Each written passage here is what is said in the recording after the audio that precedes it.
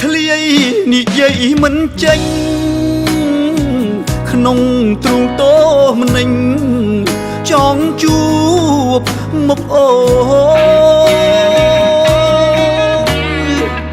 ពេលនេះចិត្តបងនឹកអូនស្ទើ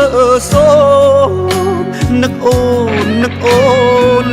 នឹកអូនគ្មានថ្ងៃរសាយបាយក៏មិននឹកទឹកក៏អស់មិនស្រេករលឹកអូនពេកណាស្រងឆោមឆាយអូនព្រមរៀបការក៏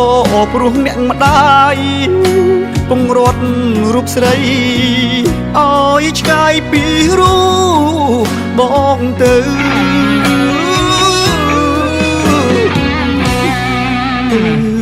នៅស្រុកគេសុខទុកយ៉ាងណាដឹងទេរៀមរាបារម្ភពេកក្រៃខ្លាចអូនលំបាខ្លាចអូនរីងរៃខ្លាចប្តីថ្មីអូន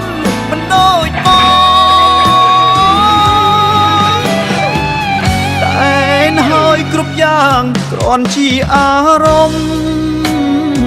សង្ឃឹមមានមុំអូនសុខសប្បាយបងសូមជូនពរអង្គពីចិត្តកាយសូមស្រស់ឆោមឆាយអូនសុខសប្បាយរៀងអើយ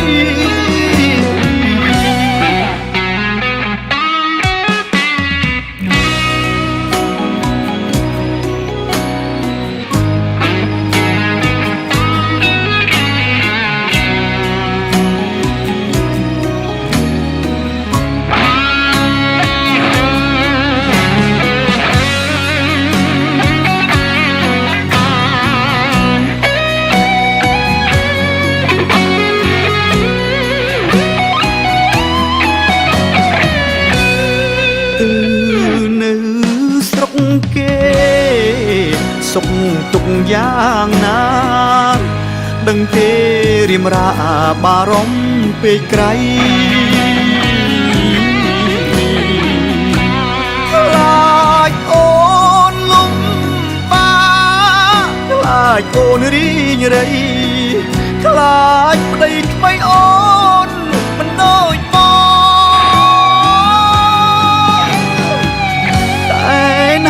គ្រប់យ៉ាងគ្រាន់ជាអារម្មណ៍សង្ឃឹមមានមុំអូនសុខសប្បាយ